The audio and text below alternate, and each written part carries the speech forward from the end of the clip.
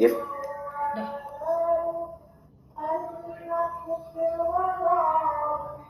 Halo. Udah mulai. Assalamualaikum warahmatullahi wabarakatuh. Di sini kami akan menjelaskan tentang pendekatan berbasis nilai-nilai Islam dalam pengelola SDM dari mata kuliah Manajemen Sumber Daya Manusia Syariah. Di sini kami beranggotakan 5 orang. Di sini saya sendiri Rifki Malik, lalu ada Indah Zahra, Dia Harana, Yedi, juga Giva. Untuk mempersingkat waktu, kita akan masuk ke materinya. Pertama, ada pengertian yang akan dijelaskan oleh Indah. Oleh Giva. Maaf. Untuk Giva dipersilahkan. Baik, terima kasih Rifki. Yang pertama ada tentang pengertian. Pengertian manajemen sumber daya manusia syariah atau MSDM syariah adalah pendekatan dalam mengelola sumber daya manusia yang berlandaskan pada prinsip-prinsip Islam. Manajemen sumber daya manusia syariah tidak hanya fokus pada aspek produktivitas dan efisiensi, tetapi juga pada nilai-nilai spiritual, etika, dan keseimbangan antara duniawi dan ukhrawi. Pentingnya SDM syariah, yang satu, menjawab kebutuhan organisasi Islam di tengah era modern. Yang kedua, meningkatkan kesejahteraan spiritual dan material karyawan. Yang tiga, menjaga keseimbangan organisasi.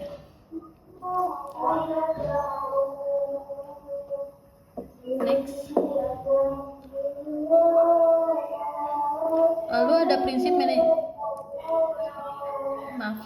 ada prinsip manajemen syariah. Mas benar. Yang pertama ada adil, yaitu tidak membeda-bedakan berdasarkan suku, agama, atau golongan. Contohnya memberikan kompensasi yang setara sesuai kontribusi kerja para karyawannya. Yang kedua amanah, di mana amanah ini bertanggung jawab kepada Allah Subhanahu wa Ta'ala dan organisasi. Contohnya tidak menyalahgunakan posisi atau wewenang, yang artinya kita harus bekerja secara jujur. Yang kedua ada musyawarah, di mana mengambil keputusan secara kolektif. Contohnya menyelesaikan konflik melalui diskusi terbuka sesama karyawan agar tidak adanya terjadinya miskomunikasi. Selanjutnya ada halal dan thayyib, yang dimana aktivitas kerja sesuai syariat Islam, contohnya menjaga kehalalan sumber pendapatan. Yang kelima, yang terakhir ada ihsan, di mana melakukan pekerjaan dengan sebaik-baiknya, contohnya memberikan pelayanan pelanggan yang maksimal.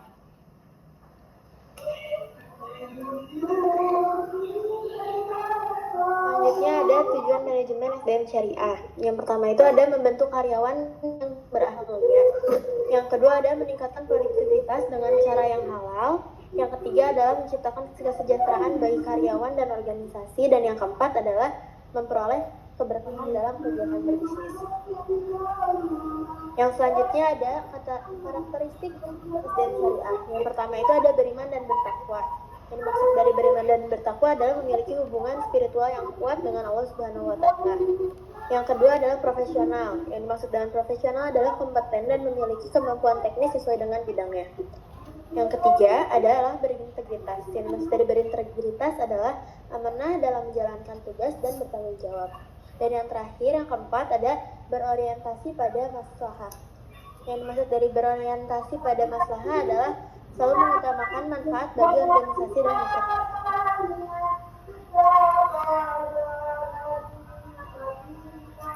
Oke, selanjutnya di sini terima kasih Dia Harana sebelumnya.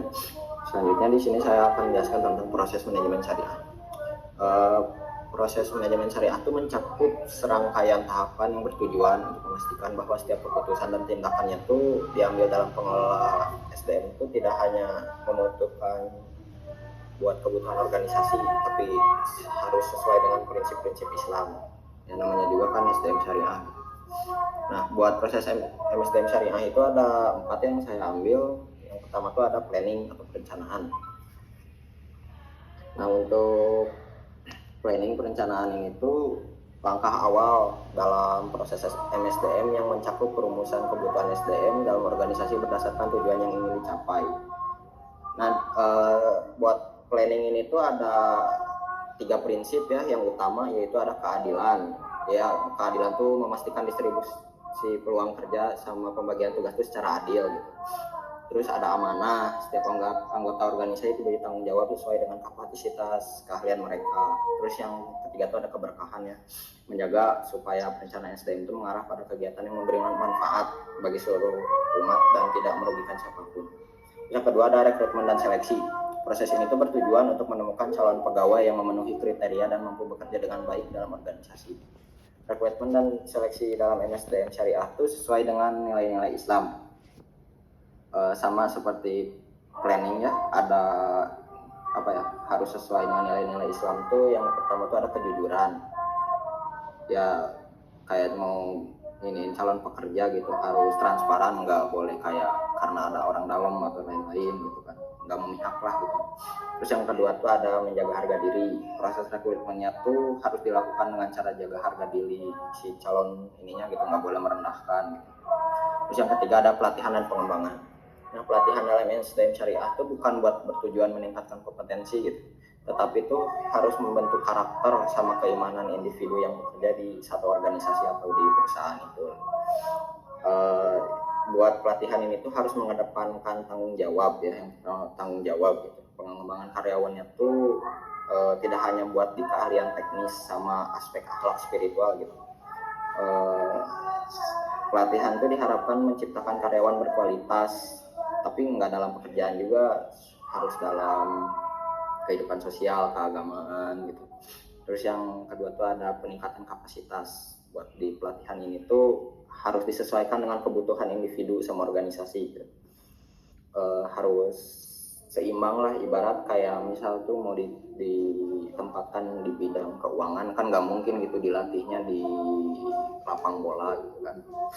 Terus yang keempat tuh ada penilaian kinerja atau performance appraisal. Penilaian kinerja dalam SDM Syariah itu dilakukan buat menilai kontribusi karyawan terhadap organisasi dan untuk memberikan umpan balik yang konstruktif. Nah ini tuh hampir sama yang kayak pertama yang dari awal planning ya, si ininya tuh harus mengedepankan prinsip yang tadi kayak keadilan, terus ditambah sama kesesuaian nilai Islam, terus doa dan tawakal. Terus yang kelima tuh ada kompensasi dan penghargaan ya. Ini tuh dalam MSDM Syariah tuh kompensasi itu harus diberikan kepada karyawan tuh sesuai prinsip keadilan sama keseimbangan yang tadi gitu. Terus kompensasinya tuh harus sesuai kayak kontribusi pekerja gitu, buat sebagai keadilan gitu. Terus tuh yang keenam tuh ada kesejahteraan karyawan. Aspek kesejahteraan karyawannya tuh berfokus di pemenuhan kebutuhan fisik dan mental karyawan yang mencakup hak dan kewajiban, keseimbangan kehidupan kerja, sedekah dan amal gitu. Terus yang ketujuh ada pemutusan hubungan kerja atau termination.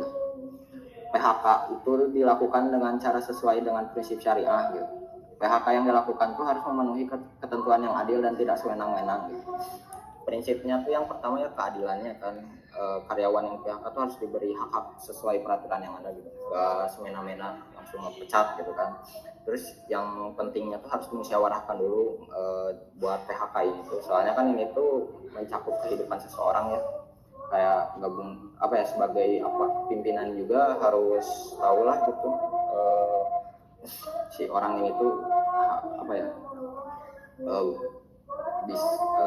tidak memungkinkan buat di PHK atau enggaknya gitu. Harus sesuai musyawarah dulu. Terus yang terakhir ada evaluasi sama pengendalian. Evaluasi dan pengendalian dalam SDM Syariah itu memastikan bahwa seluruh proses itu berjalan sesuai dengan nilai Islam gitu, sama tujuan organisasi. Pengawasannya tuh meliputi kayak monitoring pekerja, terus koreksi sama perbaikan gitu buat evaluasi itu. Selanjutnya ada dasar hukum. Nah, sebagai sebuah sistem yang beroperasi di bawah norma agama atau syariah, dasar hukum itu tidak hanya bergantung pada hukum negara, tapi harus ada dalam ajaran Islam yang di Quran, hadis, istiadat ulama gitu. Untuk di Al-Quran sendiri ada 3 prinsip yang saya dapat ya. Yang pertama ada keadilan dalam pengelolaan SDM. Ini tuh ada di surat An-Nisa yang isinya tuh sesungguhnya Allah menyuruhmu untuk menyampaikan amanat kepada yang berhak menerima, dan apabila kamu menetapkan hukum di antara manusia, hendaklah kamu menetapkan dengan adil. Ayat ini tuh menegaskan kalau setiap keputusan yang diambil tuh termasuk dalam pengelolaan SDM ini harus berdasarkan keadilan tanpa diskriminasi. Untuk selanjutnya tuh ada amanah dan pengelolaan tugas dan tanggung jawab. Ini ada di surat Al-Anfal ayat 27. Wahai orang-orang yang beriman, janganlah kamu mengkhianati Allah dan Rasulnya, dan janganlah kamu mengkhianati amanat-amanat yang dipercaya kepada kamu, sedangkan kamu itu mengetahui. Ini tentang amanah ya, yang jelas setiap orang itu diberi tugas atau jabatannya tuh harus melaksanakan amanah tersebut gitu, yang dengan penuh tanggung jawab. Terus ada hak karyawan, ini tuh ada di surat Al-Baqarah ayat 286 dengan isi Allah tidak membebani seseorang melainkan sesuai dengan kesanggupannya. Nah, ayat ini tuh menekankan gitu pentingnya memberikan hak kepada setiap individu dengan kemampuan dan kapasitasnya, serta memastikan bahwa pekerjaan dan upah yang diberikan itu sesuai dengan kemampuan yang dimiliki. Itu contoh di Al-Quran ya. Terus selanjutnya ada di hadis. Contoh yang di hadis itu ada yang pertama keadilan terhadap pekerja. Ada di hadis riwayat Al-Bukhari. Isinya tuh berikanlah upah kepada pekerja sebelum kering-kering. Menyebutkanlah yang tentang hadis itu. Hadis itu mengajarkan wajibnya memberikan upah tuh cara tepat waktu, adil, sesuai dengan pekerjaan yang dilakukan. Terus ada menghormati hak pekerja. Itu ada di hadis riwayat Tirmidzi. Sesungguhnya Allah mencintai seseorang hamba yang apabila bekerja ia bekerja dengan baik. Hadis ini mendorongkan karyawan untuk melakukan pekerjaan dengan baik dan juga menegaskan bahwa penghargaan yang layak untuk pekerjaan yang dilakukan dengan baik itu suatu kewajiban. Terus yang terakhir ada prinsip sama dan kerja keras. Itu tuh ada di hadis riwayat Muslim. Sesungguhnya Allah menyukai seorang hamba yang bekerja keras untuk mencari rezeki yang halal. Itu udah jelas lah isinya ya buat yang hadis itu.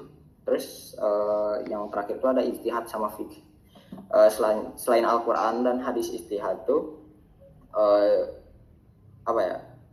ijtihad dan fikih itu merupakan dasar penting dalam SDM syariah gitu. Para ulama tuh menghasilkan berbagai fatwa yang mengatur masalah pengelolaan SDM, mulai dari masalah kontrak kerja hingga hak kerja.